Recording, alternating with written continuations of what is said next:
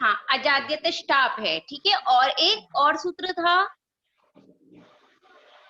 Top विधायक top वृक्षि सूत्र है, ठीक है ना। अजाद्यत टाप और टाप वृक्षि, ठीक है।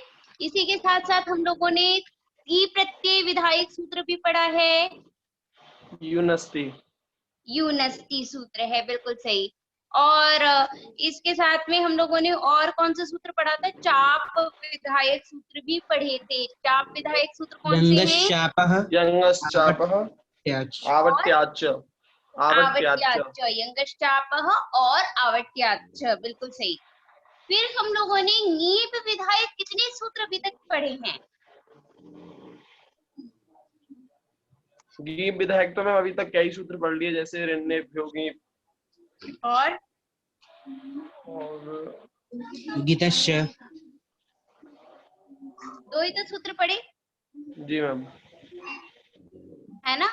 तो जी। हमने ऋण्येभ्यो नीप पढ़ा है और एक गीतश्च सूत्र पढ़ा था। पादोन्यतरस्याम, ये पादोन्यतरस्याम क्या कर रहा था?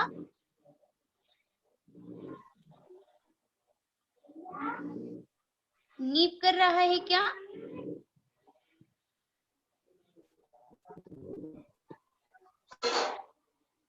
हाँ ठीक है, विकल्प से कर रहा है। और कौन सा सूत्र पढ़ा हमने? बस यही तीन ही सूत्र पढ़े हैं। और कुछ हमने वार्तिक भी पढ़ा था अभी तक में।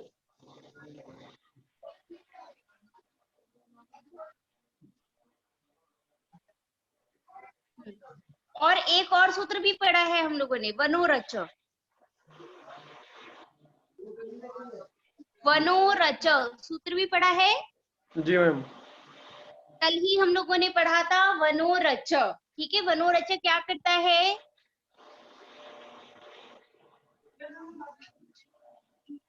दाप और रेफ आदेश, निषेध। टाप करता है? गीप का निषेध करता है मैम।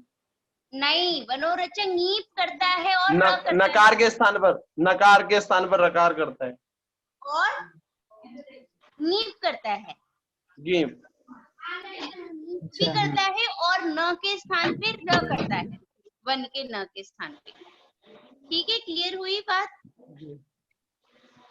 कोई दिक्कत यहाँ तक? नहीं मैम। अच्छा, लेकिन वनोरच में वनंत को र कब नहीं होगा? जब हसंत हाँ, जब हसंत धातु होगी तब नहीं होगा। ऐसा कौन सा सूत्र कह रहा है या कौन सा वार्तिक कह रहा है? वनो न हर्ष इति वक्तव्यम। ठीक है, बिल्कुल सही कहा आपने।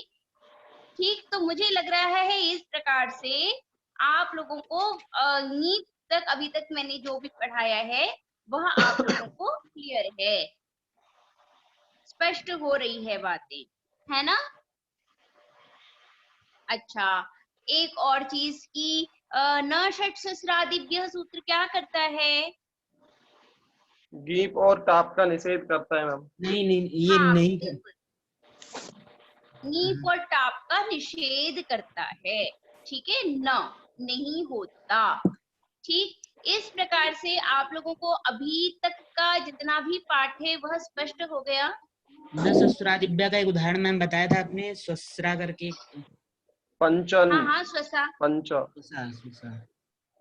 मैंने षट का उदाहरण बताया था, षट संज्ञा का पंच।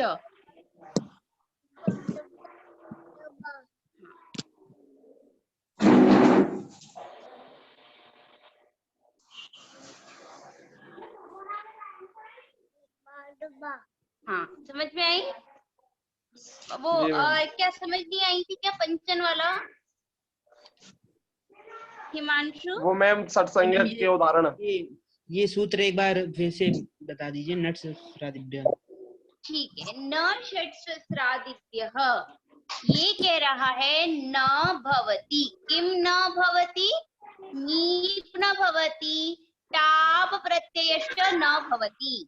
टाबृचि के न भवति आता नहीं मैम, क्या? टाबृचि के अंदर ही वार्तिक है ना ये। हाँ, टावृचि ये टावृचि की, हाँ बिल्कुल टावृचि का वार्तिक नहीं है, ये सूत्र है अलग से, बिल्कुल अलग से सूत्र है ये। हाँ हाँ, कल में दिखा रही थी, अभी दिखाती हूँ।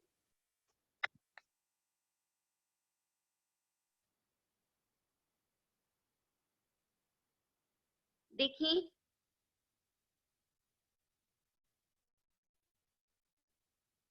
जी अलग से सूत्र। कहाँ है ये, और टावृचि इसमें के। टावृचि के बाद देखिए न षट सहस्रादिभ्यः। अजंत स्त्रीलिंग नपुंसकलिंग का है ना शायद। हाँ हाँ हाँ, ठीक है, क्लियर है बात। जी तो ये और पर है ये आपका स्त्री प्रत्यय का ही, क्योंकि स्त्रियाम के अधिकार में पढ़ा गया है, जी। ठीक है, इसीलिए हम इसको स्त्री प्रत्यय में ही गिनते हैं। पादों तरस्याम में पाद की अनुवृत्ति आ रही है इसमें। नहीं नहीं, बस टाप और नीप की न के कारण अनुवृत्ति आ रही है, क्या नहीं, तो नीप और टाप नहीं। क्लियर है आपको। जी मैम जी। उदाहरण। तो उदाहरण पे हम लोग आ जाते हैं इसके। ये सूत्र कह रहा है कि षट संज्ञक जो भी शब्द हैं, षट संज्ञकेभ्यः शब्देभ्यः, फिर दूसरा क्या पूछा बोला गया, स्वस्रादि गणे पठितेभ्यः शब्देभ्यः, स्वस्रादि गणों में जो पठित शब्द हैं उनसे भी नीप और टाप नहीं होता है। क्लियर है। जी तो कहा गया कि षट संज्ञक का मतलब क्या होता है, षट संज्ञा मतलब, षट संज्ञा का मतलब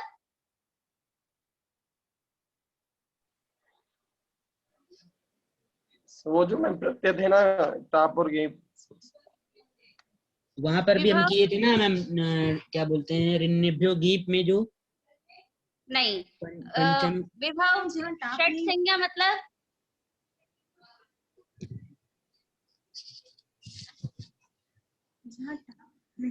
नहीं आ रहा है। शालिनी षट संज्ञा मतलब, जहाँ टाप नहीं होता। नहीं मैम जहाँ हिमांशु, एक ही शेष रहता है, जैसे कि नहीं जोगेंद्र, जोगेंद्र कहीं और चले गए हो जोगेंद्र। षट शांता षट। हाँ शांता षट। अर्जुन शर्मा बताइए षट संज्ञा का मतलब।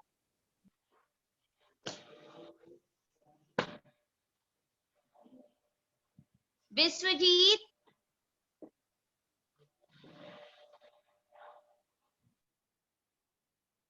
अंकित, षणांतः षट मैम सूत्र है, हाँ रचना, इसलिए षट किससे संज्ञा। होता है, मैडम वो एक मिनट रचना को बोलने दो। रचना बताओ। स्नांता षट, बिल्कुल सही। हाँ स्नांता षट। षट मतलब मैम षट संज्ञा। हाँ षट मतलब षट संज्ञा, ठीक है ना। स्नांता षट क्या बोलता है, नान्तः शान्तः षट स्यात् मैम। क्या क्या बोल रहा है, षट को षट संज्ञा करता है ना मैं जी।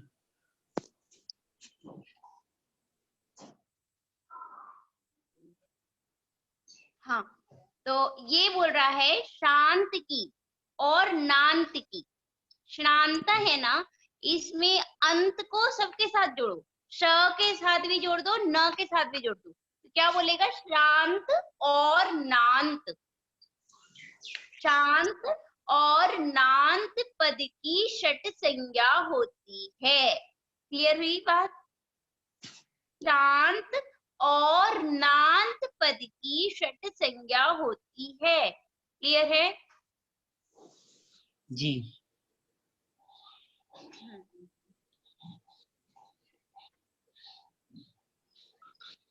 तो कोई भी शब्द जिसके अंतिम में आपको मूर्धन्य शकार दिख जाए, कोई भी पद जिसके अंतिम में आपको नकार दिख जाए, प्रातिपदिक केवल, ठीक है, पद नहीं, शब्द। यदि किसी शब्द के अंतिम में श दिख रहा है, यदि किसी शब्द के अंतिम में न दिख रहा है, तो उनको हम षट संज्ञा बोलेंगे। ठीक है, स्पष्ट हुई मेरी बात? जी मैम।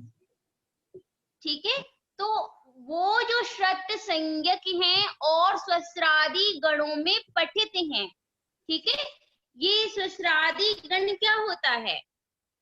तो जैसे कि स्वसा हुआ, ननांदा हुआ, या तिसरी शब्द है, चतस्री शब्द है, दुहित्री शब्द है, यात्री, मात्री, ये सभी शब्दों को हम 7 शब्द ऐसे होते हैं जो स्वस्रादि गण में पठित शब्द हैं। ठीक है ना, समझ में आई?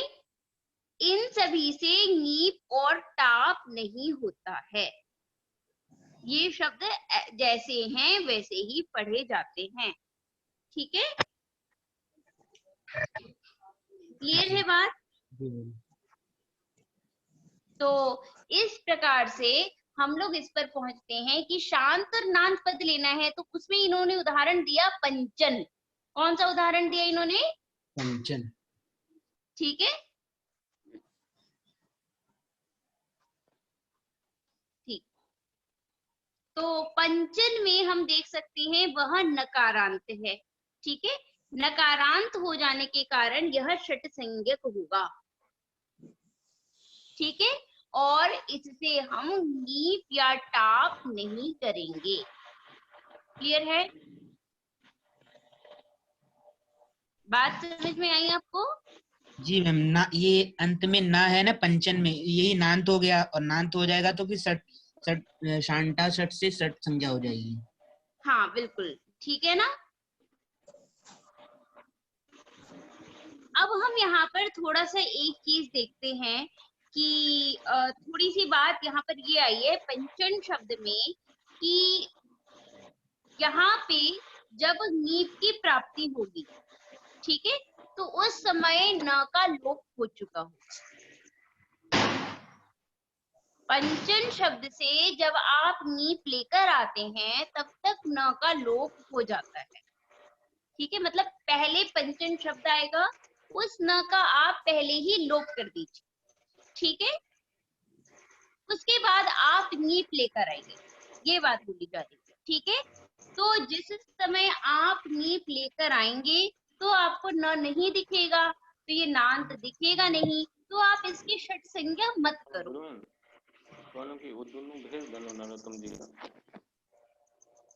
क्लियर हुई बात? एक बार फिर से बता दीजिए मैम। हाँ,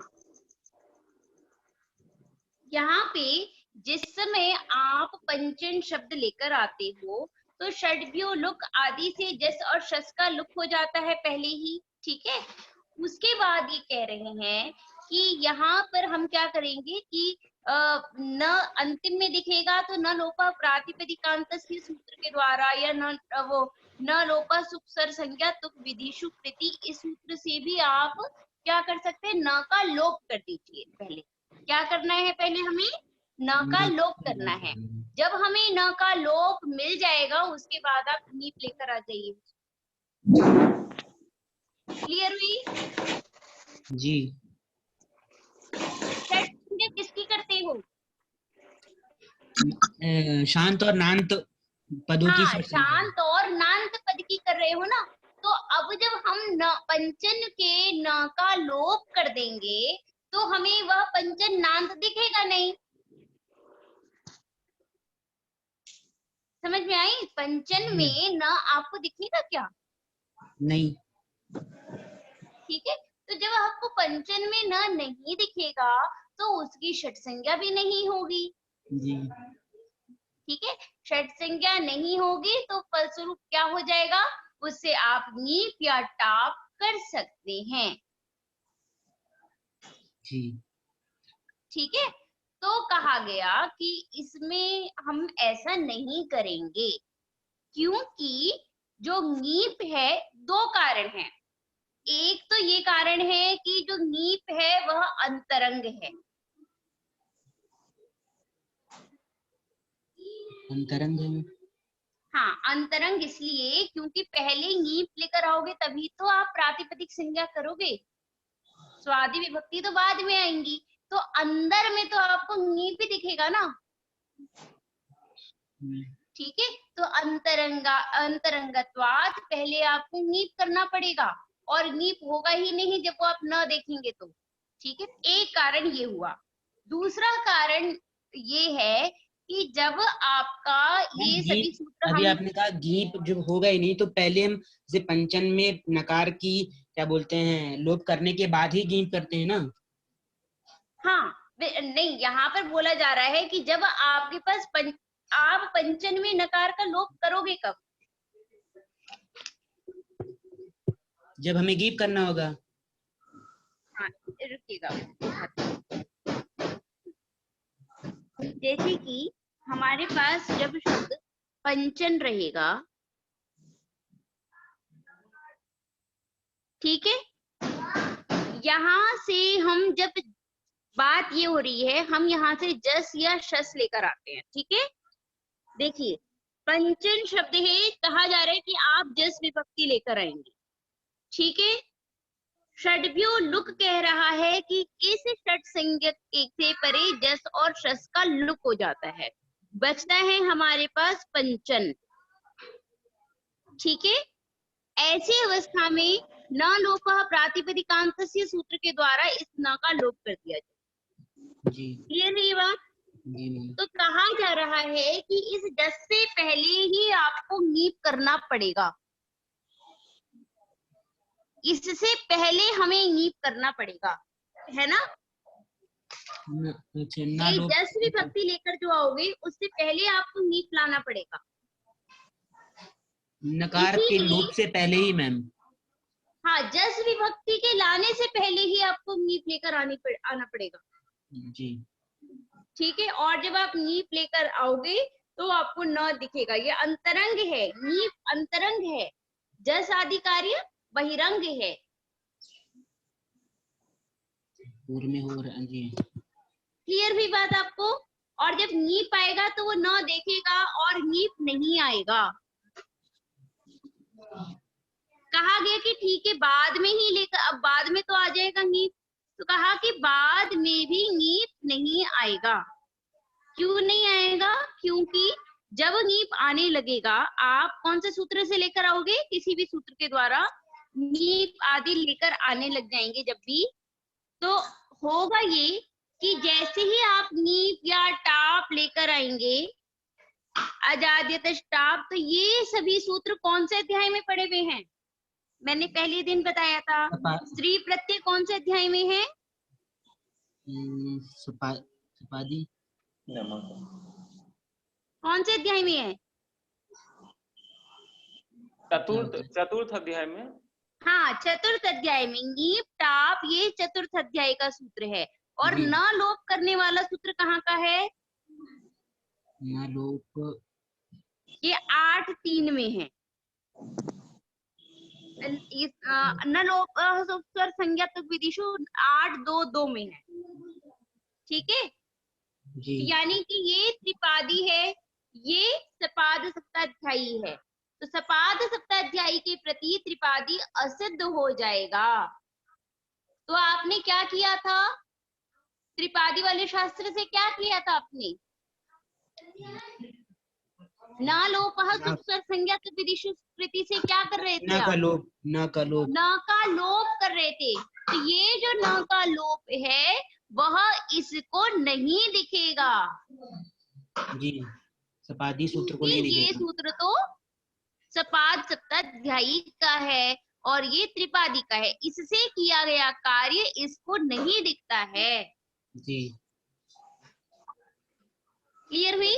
तो जब ये आने लगेगा तो इसको न दिखेगा, फिर कहेगा नीप नहीं आएगा, ठीक। क्लियर हुई बात? जी मैम। जी मैम।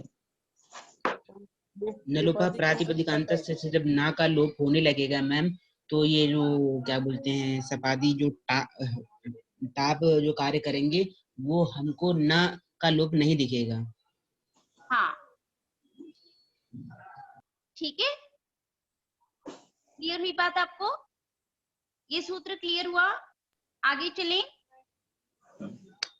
सभी को क्लियर है? कोई दिक्कत? चलिए हम लोग अब आगे चलते हैं। अगला सूत्र है मनः। मनः कौन सा सूत्र है? मनः। हाँ, तो मनः मनः में भी आप देख सकते हैं कि प्रातिपदिकात और स्त्रियाम की अनुवृत्ति आ रही है। ठीक है, देखिए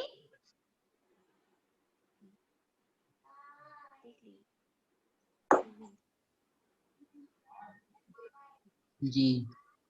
हाँ, यहाँ पे आप लोग देखिए प्रातिपदिकात स्त्रियाम, हाँ, प्रातिपदिकात और स्त्रियाम की अनुवृत्ति आ रही है। मनः जो है यह 11वें नंबर का सूत्र है।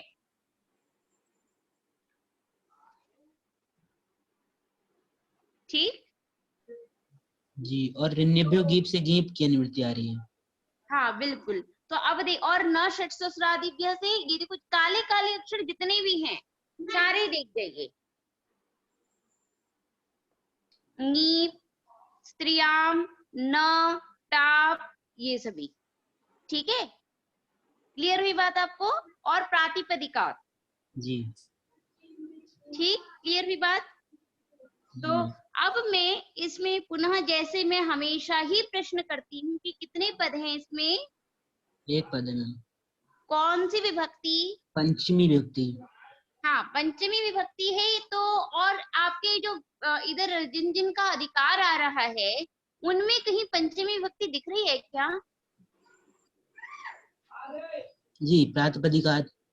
हाँ, तो प्रातिपदिकात में भी आपको देखिए तो पंचमी विभक्ति दिख रही है।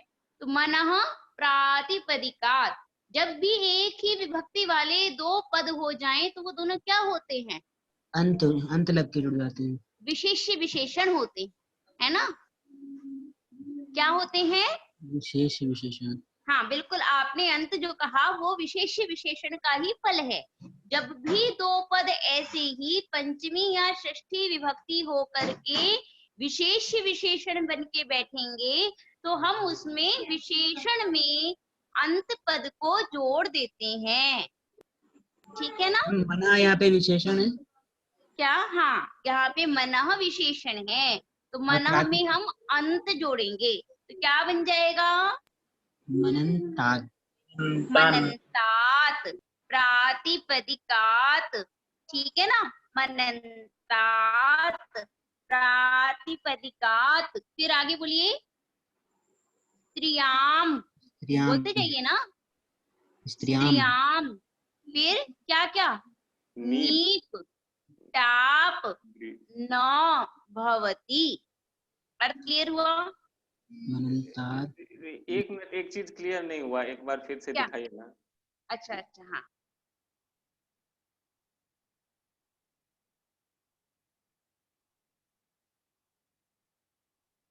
हाँ बताइए। यहाँ जो है ना पाद, पाद में भी तो वो डार्क कलर है। हाँ डार्क है, लेकिन बहुत अच्छा क्वेश्चन आपने पूछा, लेकिन इसकी अनुवृत्ति केवल यहाँ तक के लिए, टाव रुचि तक। अच्छा, क्योंकि षट्सहस्रादिभ्यः से प्रकरण अलग हो गया। क्लियर हुई बात? हाँ कि सहस्रादि गण तो कुछ और ही बात कह रहा है ना, हाँ हाँ। तो वहां से प्रकरण आपका भिन्न सा हो गया है। क्लियर है आपको? इसीलिए टाव ऋचि तक ऋचाओं में हो सकते हैं, किंतु क्या कहा गया कि यहाँ पे जो है षट्सहस्रादि का मतलब ये हो गया कि शांत और नांत। ठीक है ना? मैम मेरा एक प्रश्न है, ये जैसे कि यहाँ पे मनंतात प्रातिपदिकात स्त्रियाम गीत न भवति, तो यहाँ पे जो सूत्र में जैसे अष्टाध्यायी से अर्थ निकालते हैं, तो न कैसे, कहाँ से अर्थ निकालेंगे? पूर्व सूत्र है। हाँ, न षट्सहस्रादिभ्यः से। जी जी ठीक है, हमेशा देखिए, मेरा ऐसा मानना है खुद का भी कि सिद्धांत कौमुदी से यदि वैसे भी हम वृत्तियों से यदि हम देखेंगे ना, तो अर्थ इतने क्लियर नहीं होते जितना कि हम अष्टाध्यायी से अर्थ लगाते हैं। तो और उसमें आप में न्यास पद्धति का एक अलग से वो विकास होगा कि आपको न्यास करना आएगा सूत्रों का, कि हम ये अर्थ कैसे ले रहे हैं। तो कभी भी सूत्रों का अर्थ यदि लगाना हो तो अष्टाध्यायी का सहारा लेकर लगाएंगे तो आपके दिमाग में हमेशा ही फिट रहेगा। किंतु सिद्धांत कौमुदी से प्रक्रियाएं सीखनी चाहिए, किंतु जो अगर हम अलग से वृत्तियां आदि कर सीखेंगे तो वो हमेशा नित्य ज्ञान में नहीं रह पाता। ठीक है, जी मैम। क्लियर हुई बात?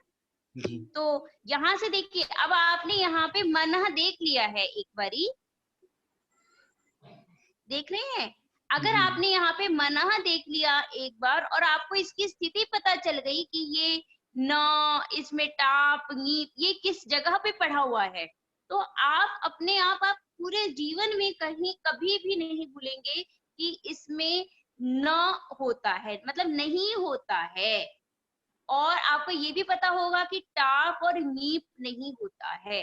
और आपको इतनी बार बता चुकी हूँ प्रातिपदिका प्रातिपदिका, तो ये आप अब पूरे जीवन में अपने नहीं भूलेंगे। ठीक है, मतलब अभी ही नहीं, जब तक जीवन है ना तब तक आप नहीं भूलेंगे कि ये मनः सूत्र क्या कर रहा है, क्योंकि आपने अपनी आंखों से देख लिया है कि इसमें किस किस की अनुवृत्ति आ रही है, सूत्र की स्थिति कहाँ पर है, इससे पहले पहले कितने सूत्र पढ़े गए हैं। तो ये सारी चीजें अगर आपके माइंड में है तो आप फिर कभी नहीं भूल सकते। ठीक है, वरना वैसे में क्या होता है, कई बारी हमें भ्रम हो जाता है कि अच्छा ये सूत्र कर क्या रहा था, ये सूत्र कहाँ पे पढ़ा हुआ है, पहले ये याद रखना पड़ता है, फिर ध्यान आता है अच्छा ये क्या करता था। ठीक है ना, क्लियर हुई बात? जी मैम। हाँ जी, पूछिए रेडमी जी, कोई क्वेश्चन है रेडमी? हाँ ठीक है, क्लियर हुई मेरी बात? आगे चलते हैं। अब हम अनो बहु व्रीहेः, इसका उदाहरण मैम रहेगा सीमा सीमानो।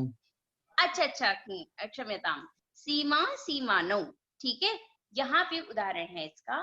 तो ये बता रहा है शीय धातु है, ठीक है, बंधन के अर्थ में। शीय शीय शीय शीय, हाँ ठीक है। इसका जो है, इससे मनिन प्रत्यय होता है, औणादिक प्रत्यय है मनिन। ठीक है, जिससे हमारा शब्द बनता है सीमन। जी। क्या बना हमारे पास? सीमन। हाँ, सीमन जब बनेगा हमारे पास तो हम यहाँ पे नीप प्रत्यय नहीं कर रहे हैं। आगे आप पढ़ने वाले हैं डाब भाभ्याम अन्य तरस्याम, वहां से आप डाब प्रत्यय करेंगे या तो कोई भी प्रत्यय नहीं करेंगे। ठीक है, तो अभी हम वहां पे डाब भाभ्याम पे जाएंगे। यहाँ पे सीमा सीमानु इसलिए दिया गया है कि सीमा शब्द आपका स्वादि विभक्ति करने पर बनता है। ठीक है, तो यहाँ पे आप देख सकते हैं कि हम लोगों ने जो है सीमा बनाने के बाद इसके द्विवचन में आपने सीमानो रूप बनाया, नीप प्रत्यय नहीं किया है। ठीक, क्लियर है? कोई दिक्कत? मैम तो फिर ये सूत्र, है? इस सूत्र को पढ़ने को मतलब इस मना पढ़ने का मतलब क्या प्रयोजन ही होगा? मनः पढ़ने का प्रयोजन ये है कि वहां पे ऋण नीप नीप सूत्र से नीप की प्राप्ति थी। जी है ना। तो नकारांत पद से भी आपको नीप नहीं करना है। मैम मन है, सीमन शब्द है, तो सीमन में न दिख रहा है ना अंतिम में, तो इससे नीप होना था। जी जी जी, वहां पर भी था पंचम सप्तम नवन दशन ऐसे करके ऋण्ययों गीत में।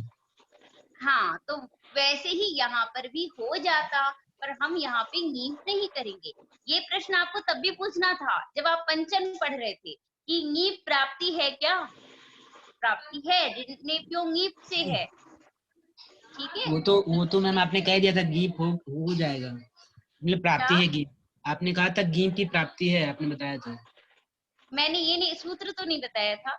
नहीं, आपने कहा था हो जाएगा किसी सूत्र से। हाँ, ये बताया था मैंने, पर सूत्र नहीं बताया था।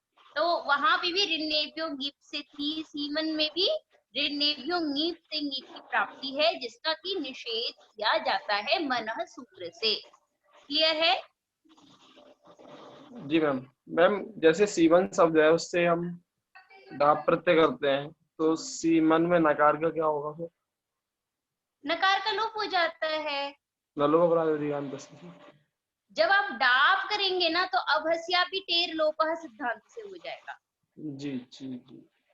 ठीक है,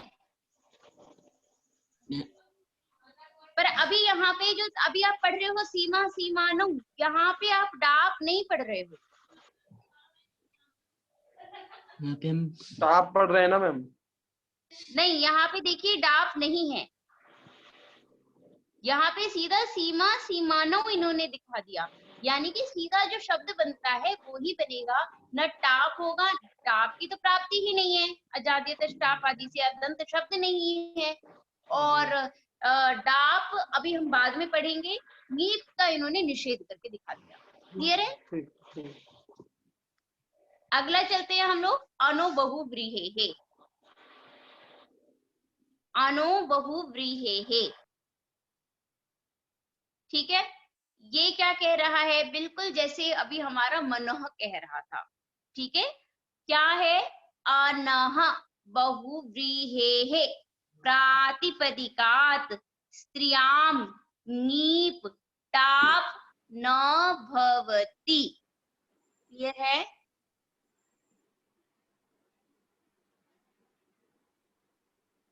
देखिए कहाँ है अनु बहुव्रीहेहे, आप बताइए कौन सा नंबर का सूत्र? 12वां 12वां नंबर का सूत्र है अनो बहुव्रीहेहे। ठीक है, कितने पद हैं? 2। 2 पद हैं, अनः बहुव्रीहेहे। ठीक है, यहाँ पे आपको देखना है कि इसमें किस किस की अनुवृत्ति आ रही है। तो एक प्रातिपदिकात की आ रही है, स्त्रियाम की आ रही है, नीप की आ रही है, टाप की आ रही है और न की आ रही है। ठीक है, अब हमें क्या देखना है? हमें ये देखना है कि अनः और बहुव्रीहेहे में कौन सी विभक्ति है? पंचमी अनह में पंचमी है, बिल्कुल सही। विसर्ग को ऊ किससे किया आपने? विसर्ग को ऊ। अनः में जो विसर्ग था उसको ऊ किससे हुआ?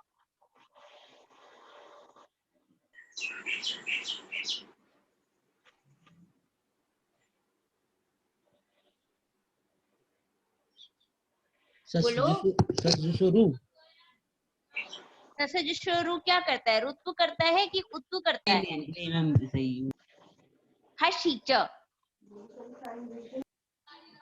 कौन सा सूत्र है? हशीच। ठीक है, हशीच से यहाँ पर उत्तु दिख रहा है। क्लियर है? स्पष्ट हुई बात आपको?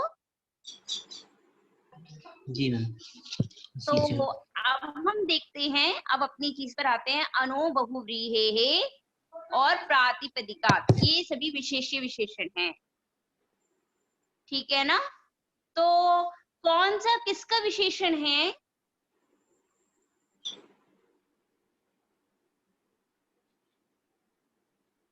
कौन किसका विशेषण है?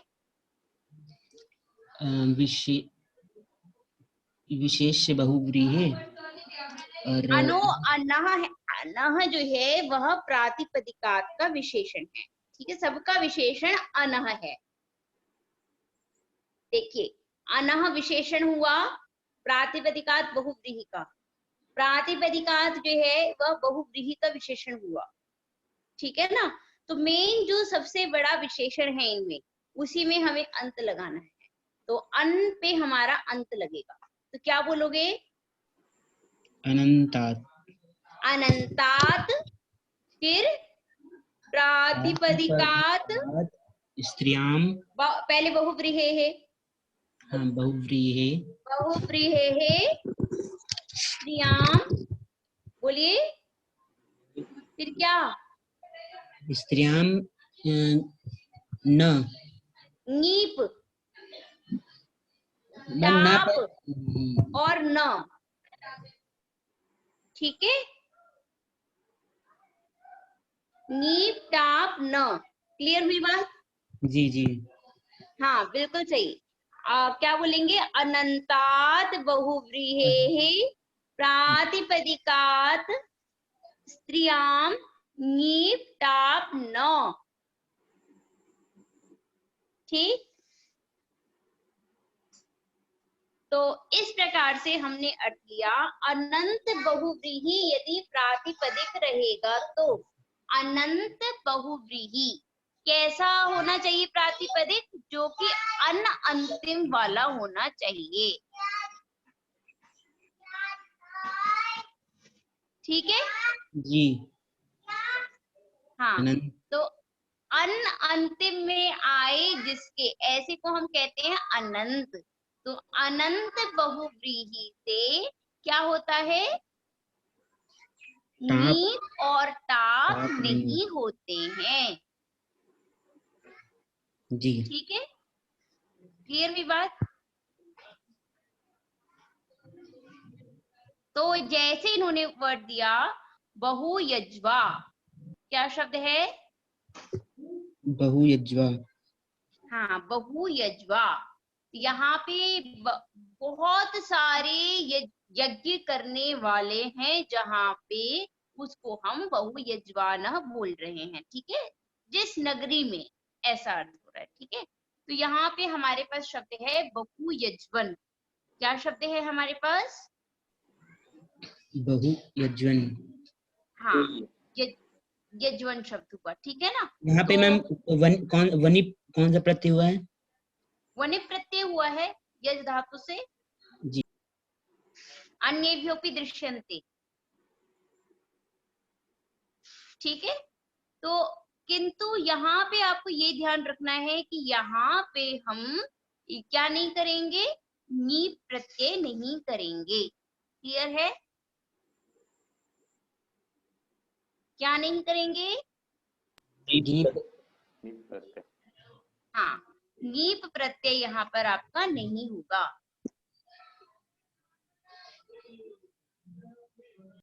ठीक, कोई दिक्कत? तो हमारा बहुयज्वा शब्द बन जाएगा। मैम गीप नहीं होगा और टाप नहीं होगा तो फिर कैसे मतलब बहुयज्वा बन जाएगा? शब्द है बहुयज्वन, स्वादि विभक्ति करने पर आप उपधा को दीर्घ करके बहुयज्वा शब्द बनाएंगे। ठीक जी मैम। ठीक है, हाँ, क्लियर हुई बात अब आपको? हाँ, तो यहाँ पे बहुव्रीहि वा सूत्र नहीं लगेगा। एक बात और, वार्तिक नहीं लगेगा, क्योंकि कल ही मैंने आपको बताया था वह सूत्र जहाँ पे अल्लोपो नः का विषय हो वो ही बहुव्रीहि वा पे जाएगा। आपको पूछना था कि बहुव्रीहि वा भी तो यही बात कह रहा था। जी बहुव्रीहि तो वो तो इसका वाद बनना चाहिए था, क्योंकि बहुव्रीहि हुआ तो वन पे पड़ता है और ये तो अन पे भी पड़ेगा, तो वो तो बिल्कुल लगना चाहिए, लेकिन वो नहीं लगेगा वार्तिक। ठीक है, क्योंकि मैंने कल भी आपको बताया था जहां अल्लोपो नः का विषय हो। समझ में आई? जी, यहाँ पे जैसे बताया था बहुनी परवाणी यस्याम हाँ नगरे। हाँ हाँ हाँ बिल्कुल।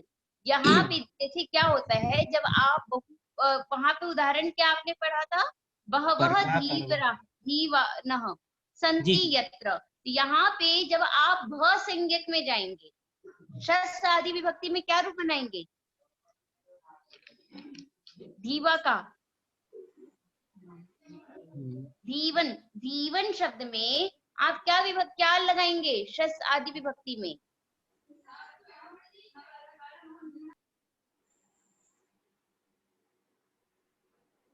विभव, धीवन शब्द के शस में क्या लगाएंगे? रूप सुनाइए, शब्द रूप। सस में धीवन, धीवन, धीवन का रूप सुनाइए, राजन की तरह चलेगा। राजानो राजाना, ऐसे ही। आगे धीमन धीमन आगे धीमंतम, शस, राजानम, राजानो राजानो। शस में क्या बनाते हो द्वितीय बहुवचन में? क्या क्या? राजन शब्द का क्या बनाते हैं? राज्ञः। राजानो। तो वैसे ही यहाँ पे क्या बनाएंगे? धीज्ञः, धीवनः। धीवना। अच्छा, सस विभक्ति ये पूछे थे हमको। हाँ, थे शस विभक्ति परे रहते हुए। ठीक है। ठीक है, तो हमें आपने देखा कि हमने धीवन के बीच के अ का लोप किया था ना कि नहीं किया? किया। तो जहाँ पे आप अल्लोपोन क्या कहते हैं? भ संज्ञक परे रहते हुए, यानी कि शस आदि से। तो जहाँ अल्लोपोन का विषय होगा वहीं ये बहुव्रीह हुआ इति वाच्य वक्तव्य, ये वार्तिक लगेगा। ठीक है, जहाँ इसका विषय नहीं है वहां आप अनुबहुव्रीहे लगा सकते हैं। ठीक है जी। क्लियर हुई?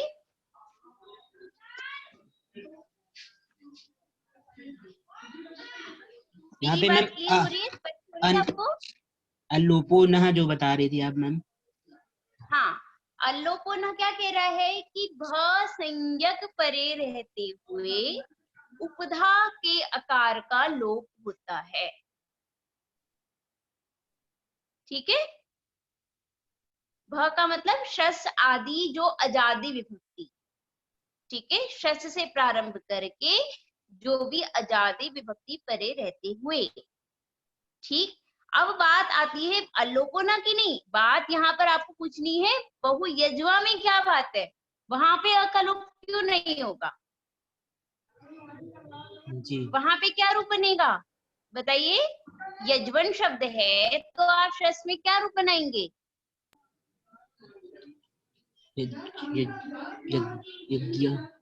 यजवन में क्या रूप बनेगा? यजवन, यजवन शब्द है ना, बहुयज्वा, यज्वनः बनेगा। यज्वनः, जी है यजवन शब्द है। ठीक है, यहाँ पे यज्वान, यज्वनः बनता है रूप शस में। ठीक है, क्यों? क्योंकि कहा गया है कि जहां पे व अक्षर संयोगांत यदि पूर्व में उपधा में रहेगा तो वहां पे उपधा के आकार का लोप नहीं होता है। क्लियर हुई? मेरी बात समझ में आई? जी, जहाँ पर वह संयोग में रहेगा। हाँ, एक सूत्र है न संयोगाद व मंतात, व और म यदि संयोग में रहेंगे तो अ का लोप नहीं होगा। इसीलिए ही आप देख सकते हैं आत्मनः बनता है ना? क्लियर हुई बात? द्वितीय बहुवचन में। हाँ, क्योंकि त और म संयोग में है। क्लियर हुई बात? तो इस प्रकार से हम लोग पहुंचते हैं कि यज्वा में नहीं होता है, इसीलिए अनोबहुव्रीहि से हो जा रहा है। जहाँ ठीक पर है, मैम वा और मा केवल रहेगा वहां संयोग में रहेगा, वहां पर ही ना। वहां पर अ का लोप नहीं होगा, वो अल्लोपना का विषय नहीं होगा। जी ठीक है, हाँ। तो अब हम आगे चलें। अब आते हैं डाब भाव्याम अन्य तरस्याम। क्या सूत्र है? डाब डाब भाभ्याम अन्य तरस्याम। मन्यतरस्याम। हाँ, यहाँ पर भी दो पद है, तीन पद हैं। डाब उभाभ्याम अन्य तरस्याम। ठीक है, डाब उभाभ्याम अन्य तरस्याम।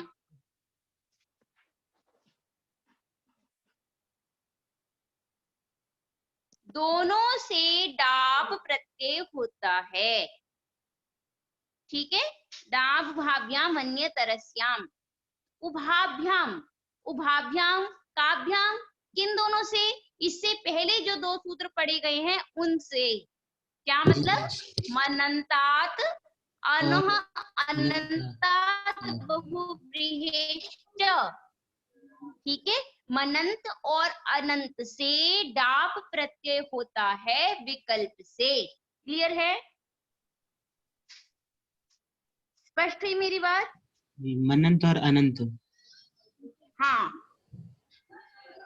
अनंत बहुव्रीहि होना चाहिए और मनंत कोई भी प्रातिपदिक रहेगा तो उससे डाप प्रत्यय होगा। हाँ, इसका अर्थ ऐसे निकालेंगे ना, मनंत प्रातिपदिकात अनंत बहु अनंतात। हाँ, अनंताद। बहुव्रीहेः प्रातिपदिकात जी फिर डाप वा भवति, विकल्पेन भवति। ठीक है, क्लियर हुई मेरी बात? हाँ मैम। समझ में आ रही है बात? हाँ, जी मैम। अनंताद अब यहाँ पर इसकी वृत्ति ऐसे ही होगी ना, मनंताद प्रातिपदिकात अनंताद बहुव्रीहेः प्रातिपदिकात हाँ च, च हाँ डाब डाप वा भवति वा स्यात्, कुछ भी ऐसा कर सकते हो। ठीक है, जी। तो अब यहाँ पे प्रश्न ये उठता है कि आपने अन्य तरस्याम पद क्यों दिया? सूत्र का अर्थ समझ में आ गया कि डाप होता है मनंत से और अनंत से, विकल्प से। तो कहा गया कि आप विकल्प क्यों बोल रहे हैं? नीप तो वैसे ही प्राप्ति नहीं है, दूसरा कोई प्रत्यय होता नहीं है, तो आप अन्य तरस्याम क्यों कह रहे हैं? ठीक है, तो कहा कि ये हम इसलिए कह रहे हैं ये जो सूत्र है मनः और एक अनु बहुव्रीहेः सूत्र जो है वह व्यर्थ ना पड़ जाए, इसीलिए नीट की निषेध व्यर्थ ना पड़ जाए, इसीलिए अन्य तरस्याम कहा गया है। क्लियर हुई? अन्य तरस्याम इसलिए कहा है कि जो हम मनः और अनु बहुव्रीहेः सूत्र के द्वारा निषेध कर रहे हैं नीट का, वह निषेध जो है वह व्यर्थ न पड़ने लगे। क्लियर है? मेरी बात समझ में आई? हम जब व्यर्थ होने लग जाएगा तो फिर क्या बोलते हैं, गीत होने लग जाएगा ना मैम। हाँ, नहीं मतलब ये कह रहे हैं ये दो दो सूत्र व्यर्थ पड़ जाएंगे। हाँ, मनः और अनुभवव्रीहि। हाँ, तो इसीलिए यहाँ पे जो अगर हम अन्य तरस्याम नहीं कहेंगे, हम केवल कह देंगे, तो आप तुरंत प्रश्न मेरे से यही पूछेंगे कि फिर मनः और अनुभवव्रीहि सूत्र की क्या आवश्यकता थी, है ना? तो फिर मैम डा उभाभ्याम कह देंगे तो उभाभ्याम से हम दोनों को ही ले रहे हैं। हाँ, मनः और अनुभवव्रीहि को ले रहे हैं, लेकिन आप फिर ये भी तो पूछेंगे ना कि यहाँ पे फिर आपने मतलब मनः और अनुभवव्रीहि ना लेते एक ही सूत्र में, जैसे मनः अनः बहुव्रीहि डाप भवति। ऐसा सूत्र, एक ही सूत्र डालते, तीन तीन सूत्र डालने की क्या आवश्यकता थी? ठीक है, जी एक इसको भी मिला के डाउ बाबा मन तरसम। हाँ। तो आप फिर ये प्रश्न पूछेंगे तो इसी प्रश्न का उत्तर आप ये प्रश्न नहीं करने लग जाएं, इसीलिए अन्य तरस्याम कहा गया है। दूसरी बात, अगर अन्य तरस्याम नहीं कहते तो नित्य डाप होता, नित्य डाप होता तो नीप का निषेध नहीं हो पाता। बात तो है कि नीप का निषेध भी तो करना है। एक रूप सीमा सीमानो बनाना है तो एक सीमा सीमी सीमा, हाँ, जिसका रूप बने दोनों के दोनों रूप बनते हैं ये बताना है।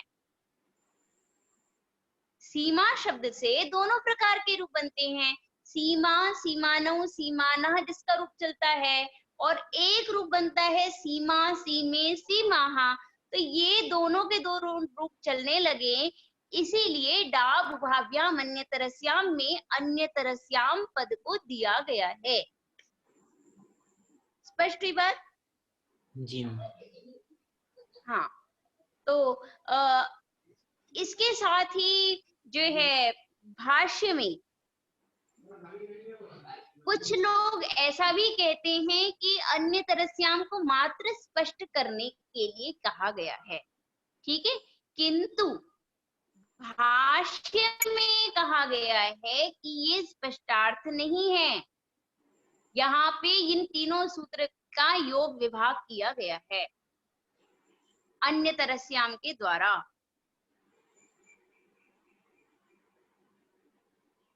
ये जो तीन सूत्र हैं ना, इन तीन सूत्र को योग विभाग कर दिया गया है। मनः, अनुबहुव्रीहे, डाप और अन्य तरस्याम, ये चार पद मिलकर के यहाँ पर क्या कर रहे हैं? योग विभाग कर रहे हैं। स्पष्ट हुई मेरी बात? जी और जब हम इसको मानेंगे, योग विभाग मानेंगे, तो हम ये बताएंगे कि इसके द्वारा पाणिनि जी ने स्वयं ही बता दिया था कि बहुव्रीहि परे रहते हुए विकल्प से नीप होगा, और एक पक्ष में डाप होगा। मेरी बात समझ में आई?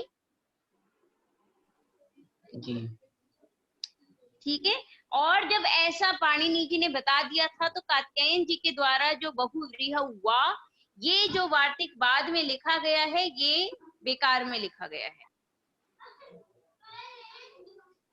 ठीक है, सूत्र के द्वारा पहले से ही बताया जा चुका था। मनः अनो बहुव्रीहे, डाप और अन्य तरस्याम, ये सभी के योग विभाग अपने आप ही बता रहे थे कि बहुव्रीह हुआ। ठीक है मैम, एक ये उत्तरोत्तर मुनि नाम प्रमाणम, फिर ये जब पाणिनि जी ने ऐसा कर दिया था तो कात्यायन जी ने फिर ये सूत्र बनाया ना, बहुव्रीहि हुआ फिर व्यर्थ हो जाएगा, तो फिर ये उत्तरोत्तर मुनि नाम प्रमाणम ऐसे कहते हैं। और उन्होंने ठीक किया, लेकिन उसके बाद भी तो देखो सबसे लास्ट वाले मुनि कौन है? पतंजलि जी। पतंजलि जी ने हाँ जी बहुव्रीह हुआ इस वार्तिक का प्रत्याख्यान कर दिया,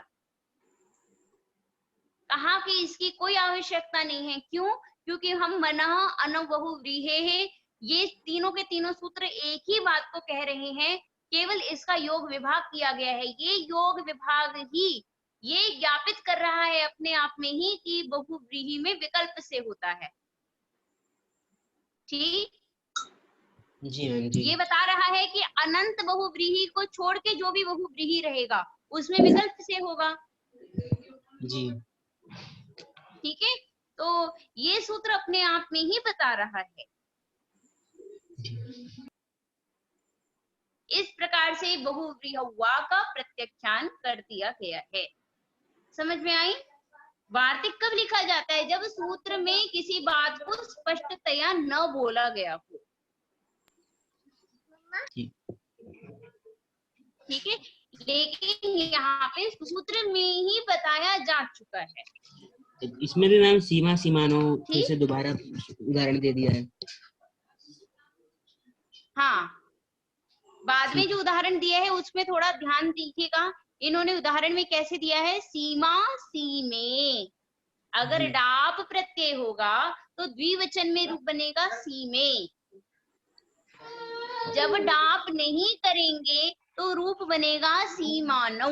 सीमा तो दोनों में बनेगा, किंतु द्विवचन में दोनों के अंतर होगा।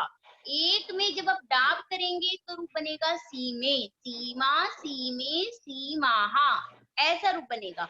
और जब आप डाप प्रत्यय नहीं एकार करेंगे कैसे होगा? तो रूप क्या? सीमा शब्द से डाप करके तो सीमा, सीमन शब्द से सीमा हो गया, तो सीमे हाँ। कैसे होगा मैम? औ विभक्ति परे रहने पर, जैसे रमे बनाते हो ना, आकारांते लता, लते, लताहा, वैसे ही आकारांत रहते हुए सीमा, सीमे, सीमाहा। लते, सीमे और रमे। क्लियर है? और जब हम इसमें डाप नहीं करेंगे तो पद तो बहुत सीमन ही है, उसको हमने स्वादि विभक्ति से सीमा बनाया था। तो जैसे स्वादि विभक्ति में रूप चलता है सीमा, सीमानौ, सीमानः, सीमानम, सीमानौ, सीमनः, सीमनः, सीमनः। हाँ सीमनः। ठीक है, सीमानः नहीं बनेगा, सीमानः नहीं बनेगा, ये ध्यान रखना है। ठीक, सीमनः। क्लियर है? ऐसे ही एक और पद है दाम, दामन। ठीक है, कौन सा पद है? दामन। दामन मैम दा धातु से मनन प्रत्यय करने पर दामन बनता है, जो कि नपुंसक लिंग में प्रयुक्त होता है। ठीक है, यहाँ दामन का मतलब होता है दक्षिणा आदि। सोने की कोई सोने से युक्त यदि कोई दक्षिणा दी जाती है उसको हम क्या कहते हैं? दाम कहते हैं। साम दाम याद है? भय भेद, वहां पे दाम का मतलब क्या है कि समझा के मनाओ उसको, नहीं समझता तो उसको बहुत सारे पैसे दे दो, जी। उसको लोभ दिखाओ कि अच्छा हम तुम्हें ना ये दे देंगे, तो वो व्यक्ति मानेगा। ठीक है ना? और अगर वह व्यक्ति तब भी नहीं मानता है, मान लो कोई बच्चा है, पहले उसको समझाओ, ठीक है, नहीं तो उसको बताओ अच्छा ठीक है ये करेंगे तो हम टॉफी देंगे या चॉकलेट देंगे या जो जिसके लायक है उसको वो देंगे। ठीक है, अगर तब भी नहीं मान रहा है तो क्या करना है? उसको फिर भय दिखाना है, दंड देना है। ठीक है ना, कि अच्छा अगर ऐसा करोगे तो फिर देखो अभी ये हो जाएगा, तो ऐसा करके उसको दंड देना है, भय दिखाना है। तो ये जो हमारी दंड नीति है उसमें भी दाम शब्द आप लोगों ने पढ़ा है ना? वही दा का प्लस दाम शब्द मनिन। है। दाम शब्द से डाप करेंगे तो रूप बनेगा दामा, दामे, दामाहा। जब आप डाप नहीं करेंगे तो बनेगा दाम, दामनौ, दामनः। ठीक है, जब मैम डाप करेंगे तो दामा, दामा, दामानो, दामा। हाँ दामा, दामानौ, दामानः बनेगा और शस में दामनः बन जाएगा। दामनः। क्लियर है? इसी को बताने के लिए सिद्धांत कौमुदी में लिखा भी है न पुंसी दाम इति अमरः। अमर कोश बताता है कि दाम शब्द पुल्लिंग में नहीं होता है। ठीक है, इसी प्रकार से शब्द है बहुयज्वन।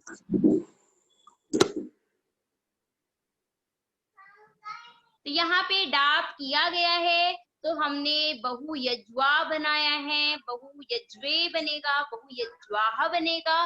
नहीं करेंगे तो बहुयज्वा, बहुयज्वानो, बहुयज्वानः। ये रूप जो है अनो बहुव्रीहेः सूत्र के उदाहरण के लिए दिया गया है। ठीक है, मैम जैसे डाप करके मतलब जो रूप बनाएंगे ना, बहुयज्वा, बहुयज्वानो, बहुयज्वानम, ये मतलब हाँ कि ऐसे मतलब कि किसी भी उसमें बन सकता है, जैसे सी रमा, रमे, रमा ऐसे बना था। हाँ, जब हम डाप करेंगे तो रमा की तरह रूप चलेगा। जब हम डाप अच्छा, नहीं करेंगे तो जैसे आत्मन शब्द का रूप चलाते हो वैसे चलेगा, ऐसा तो नहीं कि मैम राजन ये शब्द का रूप केवल चलाते स्त्री हैं प्रत्यय वैसे में। चलेगा। केवल स्त्री प्रत्यय में ही ऐसा होगा। हाँ, क्योंकि स्त्री प्रत्यय है ना डाप, डाप का मतलब आकारांत बन जाएगा। जी जी। ठीक है, अगला सूत्र करें। अन उपधा लोपिनः अन्यतरस्याम, अन उपधा लोपिनः अन्यतरस्याम। ठीक है, यहाँ पे अनो बहुव्रीहि से बहुव्रीहि की, हाँ बहुव्रीहि की अनुवृत्ति आ रही है। ठीक है, यहाँ पर बता रहे हैं बहुव्रीहि समास में यदि अन का की उपधा का लोप हो रहा हो, मैंने भी बताया था जहाँ पे अन उपधा का लोप होगा वहां पे नीप विकल्प से होगा। ठीक है जी, हम्म, यहाँ पर अनुपधा का लोप होगा। हाँ, बहुव्रीहि समास हो और अन उपधा का लोप हो रहा हो, किससे अन उपधा का लोप होगा? अल्लोपोना। हाँ बिल्कुल सही, जो अल्लोपोन का विषय हो रहा हो। सुआदि में नहीं देखना है, आप वहां देखिए जहां पर आगे के रूप में होता है कि नहीं होता है। अगर वो अल्लोपोन का विषय बन रहा है तो हमें वहां पर उधर नीप और टाप विकल्प से करना है। मैम ये डाप करता है ना विकल्प से? हाँ, डाप करता है ये। ठीक है, तो एक जैसे बहु राजा, जिसमें रूप बनेगा बहु राजा बहु राजे, यहाँ पर तीनों रूप बनेंगे।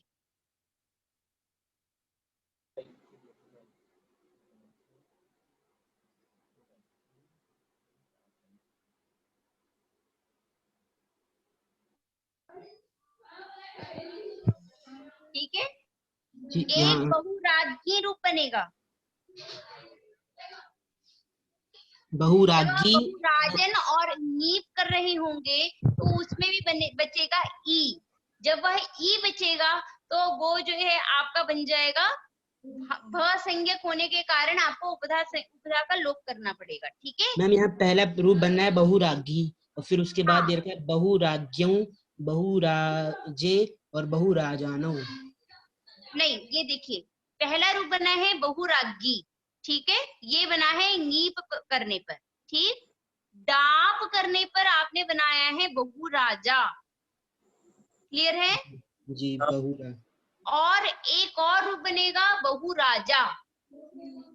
बहुराज्य, ठीक है, दो इसमें तो तीन मैम रूप दे हुए, रखे बहुराजा बहुराजा, दो हुए बहुराजा बहुराजा, और तीसरा हुआ बहुराज्ञी। अब ये बहुराजा और बहुराजा में अंतर क्या है? एक बार डाप होगा और एक बार अनो बहुव्रीहि के द्वारा उसका वो नहीं हो रहा होगा। नीप और डाप दोनों के दोनों ही नहीं होंगे। ठीक है,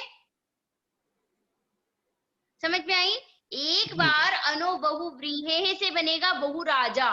जब आप अनो बहुव्रीहि से यानी कि ना उसमें नीप कर रहे हो ना उसमें टाप कर रहे हो, वैसे में जब आप बहुराजा बनाएंगे तो उसमें आपको रूप जैसे पुल्लिंग में चलता है वैसे ही चलाना है। कैसे चलाएंगे? बहुराजा बहुराज, बहुराजानऊ, बहुराजान। फिर बहुराजानः, ऐसे रूप चलेगा। मैम जो ठीक ये है, दो बन रहे हैं ना बहुराजा, तो एक बार जब हम डाप कर देंगे और एक बार अनो बहुव्रीहि से न डाप करेंगे ना नीप करेंगे। नदीप करेंगे। जी स्वादि में जैसे रूप चल रहा है लेकिन उसका अर्थ भी स्त्री में होगा। जी। ठीक है, तो जब हम ऐसा रूप बनाएंगे तो रूप बनेगा बहुराजा बहुराजानो बहुराजानः। ठीक है, क्लियर हुई ये बात? जी अब हम दूसरे पे आते हैं। जब हम लोग यहाँ पे डाब भाभ्याम अन्यतरस्याम सूत्र से डाब करेंगे, समझ में आई? जब हम यहाँ पे डाब कर रहे होंगे तो यहाँ पर क्या रूप बन जाएगा? बहुराजा। उसका रूप कैसे चलेगा? जैसे लता का चलता है, जैसे रमा का चलता है, तो कैसे रूप चलाओगे? बहुराजा जे बहुराजा, हाँ, बहुराजा बहुराजे बहुराजा, ऐसे रूप बहुराजा। चलेगा। ठीक है, क्लियर हुई बात? जी अगला चलते हैं जब हम इसमें नीप प्रत्यय कर रहे होंगे। जी ठीक है, जब हम इसमें नीप प्रत्यय करेंगे तो बचेगा ई, और इसकी कौन सी संज्ञा हो जाएगी? भ संज्ञा हो जाएगी नीप प्रत्यय की। तो ऐसे में अ का लोप हो जाएगा और बहुराग्य बन जाएगा, तो बनेगा बहुरागी। ऐसे में रूप चलेगा बहुरागी, बहुराग्यों, बहुराग्यः। मैम जब यहाँ पे बहुराज में जब आ का लोप हो जाएगा, तो आपने वो बताया था कि जहाँ पर अनुपधा का लोप हो रहा हो और अ का बहुव्रीहि। लोप हो रहा, अन्न में उपधा यानी कि अ का लोप हो रहा। जी ठीक है, जहाँ पे नीप परे रहने पर अ का अन्न हो और नीप परे रहने पर अ का लोप हो रहा हो, तो आप वहां पे नीप कर दीजिएगा। ठीक है, इसीलिए जी हम बहुधीवरी में भी अ का लोप होता है, इसलिए हम अधीवरी बना लेते हैं। ठीक है, जी जी जब वहाँ पे अन का लोप हो रहा हो, अनुपधा का लोप हो रहा हो, और वहाँ पे गीप कर देंगे हम। हाँ हाँ हाँ, ठीक है, समझ में आ गई? जी मैम। तो इस प्रकार से हमारा ये वाला बन गया। आज के लिए इतना ही रहने देते हैं, क्योंकि कल का सूत्र बहुत ही लंबा है, प्रत्ययस्थात्कात। ठीक है, हाँ, अच्छा एक बार, ठीक है, आज की क्लास का आपको समझ में आया? आया मैम। कोई आपको प्रश्न, कोई शंका, संदेह किसी भी प्रकार की हो तो आप यही समझ में नहीं आया मैम, बहु राजा तो बन जाएगा, बहु राजे कैसे होगा? यहाँ पे अलोपो नह से अ का लोप हो जा रहा है नी परे रहते हुए। जैसे आप बहुराज्ञी बनाते हैं ना, और राज्ञी और राजनी ये दो प्रकार का रूप बनाते हैं, वैसे ही। मैम बहुराज्ञी तो समझ में आ गया। अब ये जैसे बहु राजा, बहुराजा, बहुराजे, बहुराजा जो बनाया था ना आपने। हाँ, नहीं समझ में आया? जब नहीं आप मैम। डाप करेंगे, देखिए इसमें तीन पक्ष बन रहा है, एक में ना नीप हो रहा है ना डाप हो रहा है। ठीक है, जब नीप और डाप कुछ नहीं होगा, तो जैसे राजा का रूप चलाते हैं वैसे ही इसका रूप चलेगा। ठीक, पहला पक्ष समझ में आया? आया दूसरा मैम। पक्ष है जब डाप प्रत्यय होगा। जब डाप प्रत्यय होगा तो इसका रूप जैसे लता का चलता है, रमा का चलता है, वैसे ही चलेगा। तो बहुराजा, राजा, बहुराजे, बहुराजे, बहुराजा। बहुराजा। ठीक है, जब आप इसमें नीप प्रत्यय करेंगे तो जैसे नदी का रूप चलाते हैं वैसे ही इसमें चलाएंगे। नद्यः। हाँ, क्लियर हुई बात? राज्ञी, राज्ञो, राज्ञाः। हाँ बिल्कुल, क्लियर हुई बात? जी मैम, हो गया स्पष्ट। जब हम गीप करेंगे तो रागी बहुरागी बनेगा, और जब डाप हाँ हाँ, करेंगे तो जैसे लता लती लता ऐसे करते हैं, तो बहुराजा बहुराजे बहुराजा। बिल्कुल बिल्कुल और क्लियर जब है। इससे एक और इससे पहले जब हम वो डाप करते हैं, जब नहीं करते हैं मैम, हाँ, डाप तो नदी। राजन की तरह चलेगा, राजा, राजानो, राजाना। हाँ, ठीक है, कल हो सकता है कि हम लोग दो चीज है, एक मिनट रुक जाएगा, रिकॉर्डिंग